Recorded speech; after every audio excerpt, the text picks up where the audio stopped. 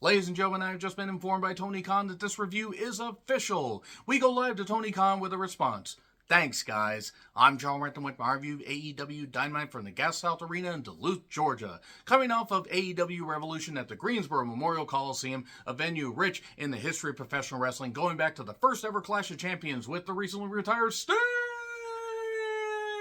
Back when he was put on the map by Nature Boy Ric Flair in a 45-minute Broadway, and what a card it was. A great atmosphere. It wasn't sold out like it was for AEW Revolution. With the configuration they had as big of a goddamn crowd as they've had for any domestic pay-per-view. That was an incredible atmosphere, and there were some positives, and there were some things that certainly were memorable, maybe not for the right reasons, but nevertheless, it was certainly a memorable event all around. And now that AEW Revolution and the Greensboro Memorial Coliseum are in the rearview mirror, get the hell out of here. You ever seen a man say goodbye to a venue?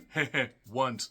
Now we are speeding towards AEW Dynasty, the new pay-per-view. Tony Khan really thinks that he's going to get enough people to continue to buy these pay-per-views, and let me tell you, he understands how to at least draw enough of a fan base to do it, but I'm really starting to wonder if the television's going to suffer, like this particular show. Were there good parts? I mean, sure, but were there parts that made me question what the fuck is he doing? Yeah. And also Big Business is next week. And then from there, I don't know what the fuck they're going to do to build to AEW Dynasty. But that being said, let's see what happens. So, let's talk about this particular show. So, Gas South Arena.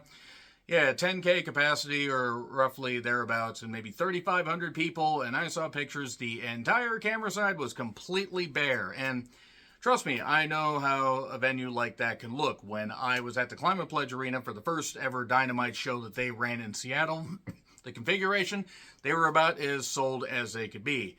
Collision, not so much. And Wrestle Dream, boy, I felt bad for Copeland because he was just looking around like, oh boy, there's nobody on this side. I gotta go over here. But we made as much noise as we could for him. More on Copeland later.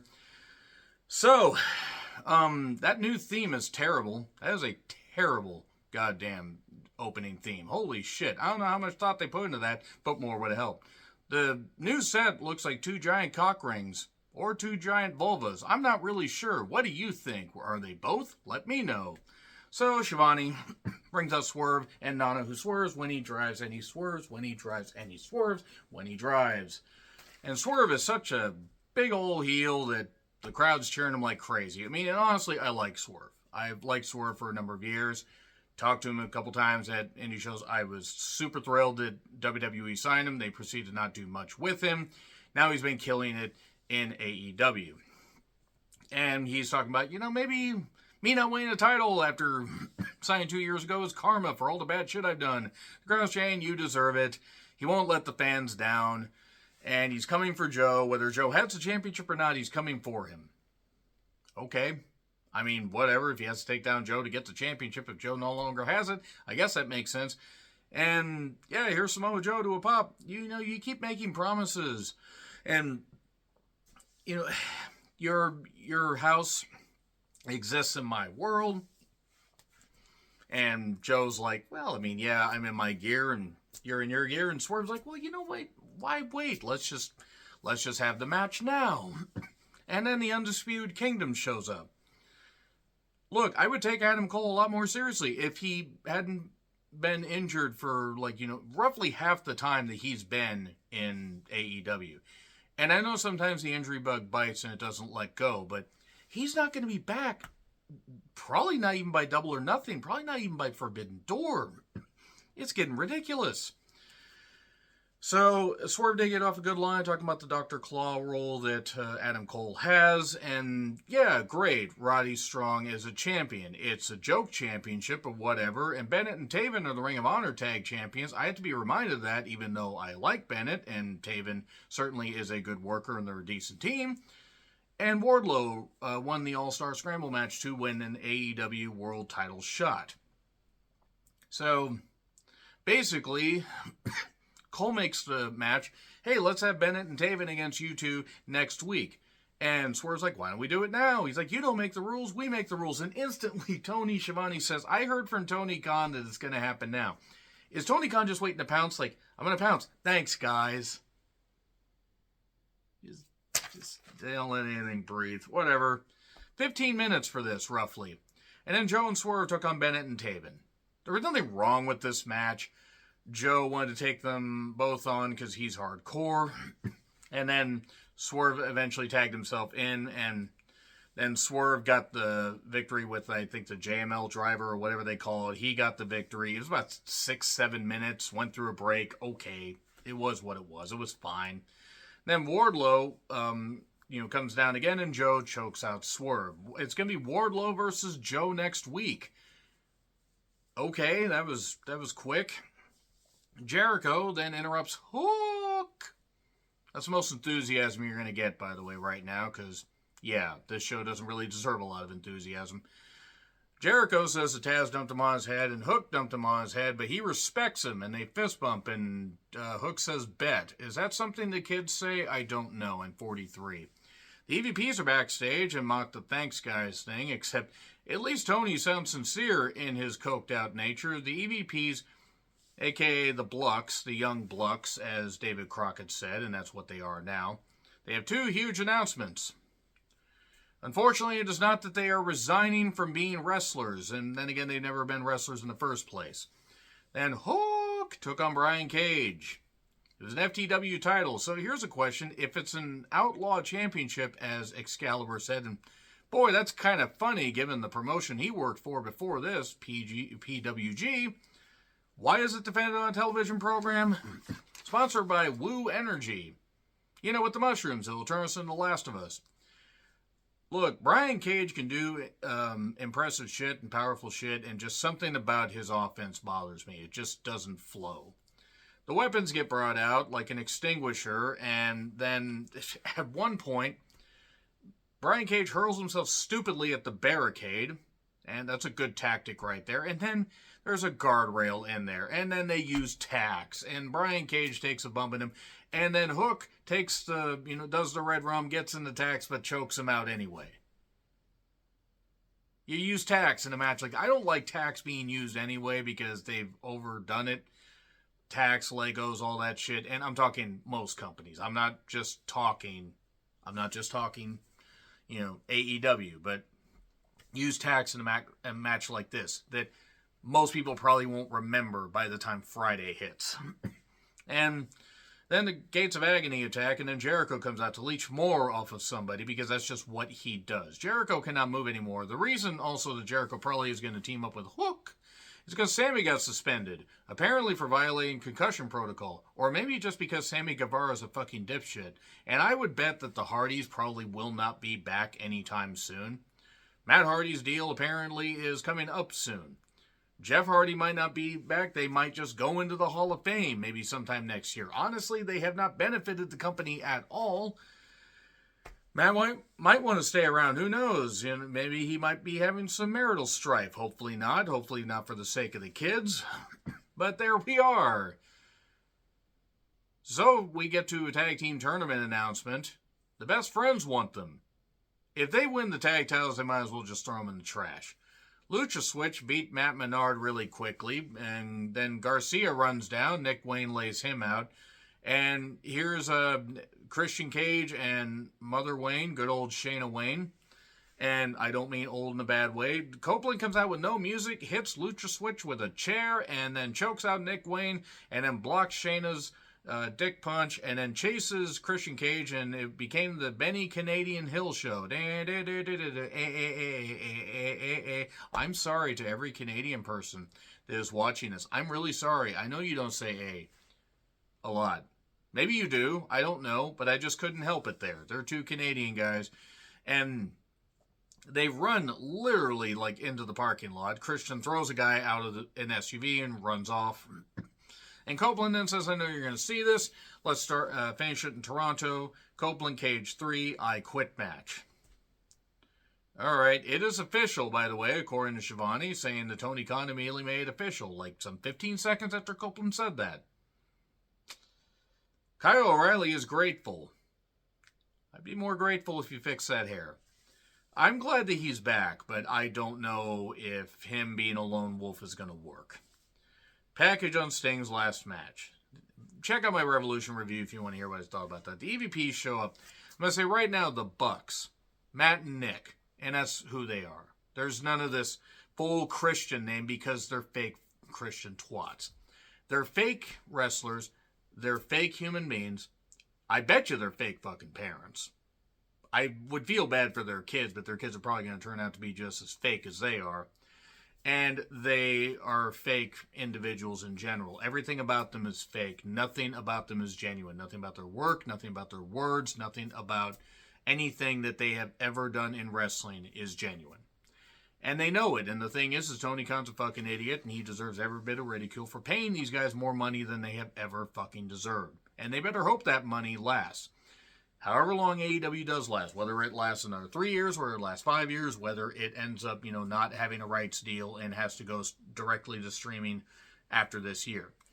The Bucks better hope that money lasts, because WWE ain't going to come calling. New Japan's probably going to just say, yeah, we'll give you a low-ball deal. So hopefully they're actually smart with their money. They're fake as fuck, though. Their announcements: Hangman suspended for attacking referees, suspended from the Elite, and then Kenny Omega hasn't made his date, so he's fired from the Elite. And then here's Eddie Kingston to set them both straight and to save this godforsaken fiasco. Here's Okada in a suit. And he ends up... I was tipped off to this, by the way, and I'm actually not surprised they went this route. Okada feigns he's going to attack the Bucks, and then attacks Kingston, telegraphs it so goddamn much you could hear dee-dee-dee-dee-dee-dee-dee-dee. But anyway, he ends up hitting a Rainmaker on Kingston. So you have the Okada Bucks, as it were, or the Okada Bucks.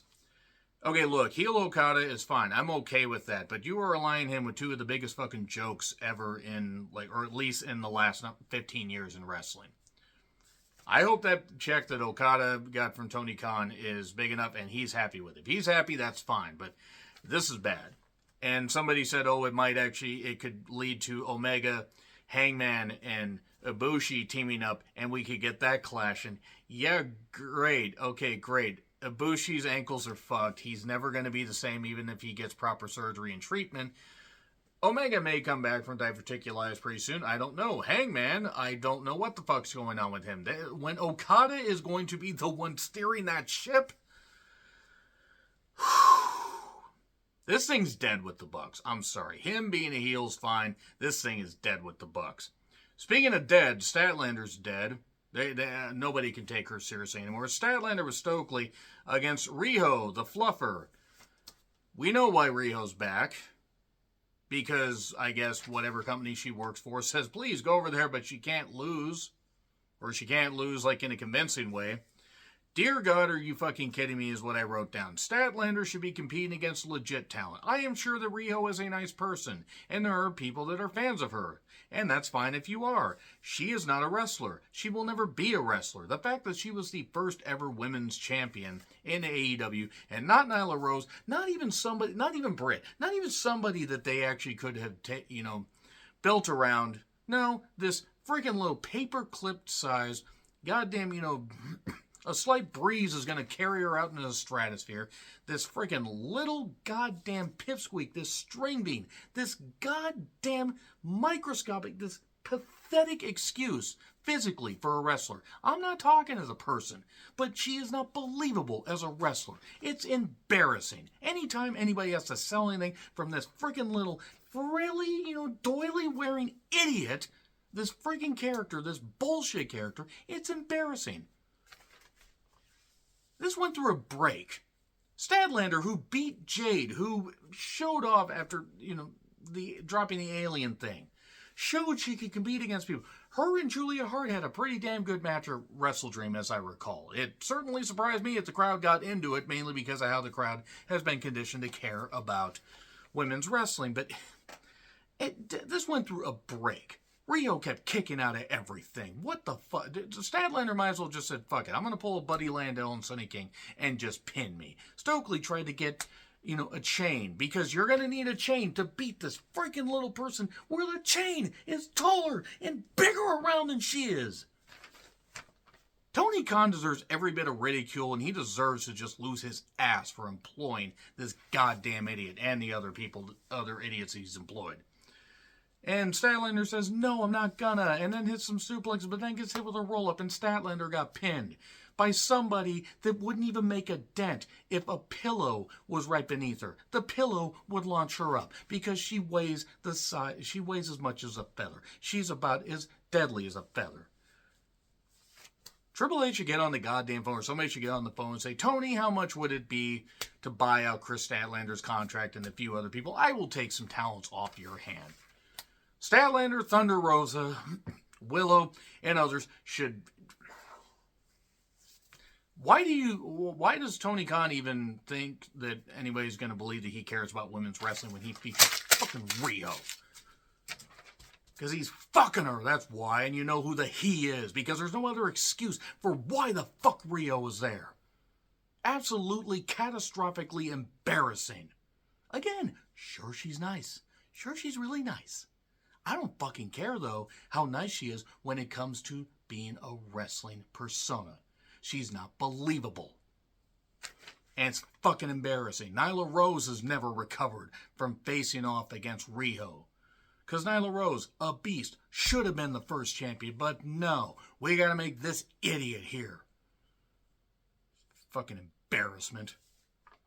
Renee is with Tony. Mariah has a new shirt. Renee is with Stokely. It's gonna be Willow versus... I almost said Willow versus Stokely. You know, I think Stokely would get a better match out of Willow. Willow versus Riho next week. Tony, just admit that you hate the women's division. The fuck? Shivani brings out Darby. Darby says he's banged up. Gee, I wonder why that is. And Darby, by the way, I have met at multiple indie shows and was pretty nice to me and has done a lot of good stuff. And you know what? He had to get his skateboard at WrestleDream because it was the kid's birthday. I'm not saying Darby's perfect. I'm not saying that. But Darby, it's cool to see somebody from Seattle succeeding in wrestling. He talked about being homeless 5 years before, about 45 minutes away in Georgia, or in Atlanta, I believe. And he faces Jay White next week. Then he's going to climb Mount Everest. He's going to fly out and start climbing Mount Everest on March 27th. Because he's an idiot and he wants to die. I may not come back from this. Maybe experienced climbers have not succeeded at this. I guarantee he gets a mile up and he turns back. You know what he can say? He tried it. There's no shame in quitting. Then the Gangbang Gang shows up. And Jay starts talking and basically says, Darby, you're like a lost puppy without Sting. And then Jay says that Darby will basically be laid out if he faces him. Darby calls him out on his bullshit. You may have been in the Tokyo Dome. What have you done since you came here? Not wrong.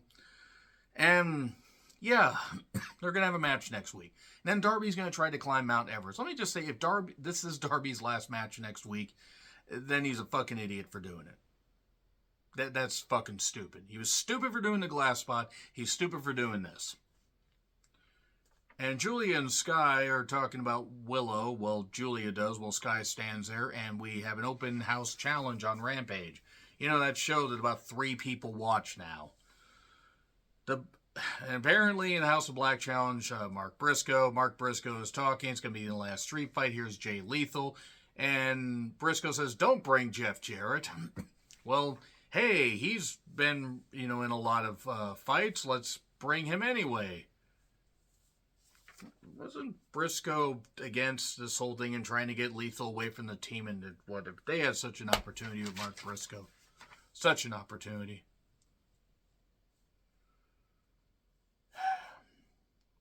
Ospreay took on Kyle Fletcher. Kyle Fletcher has,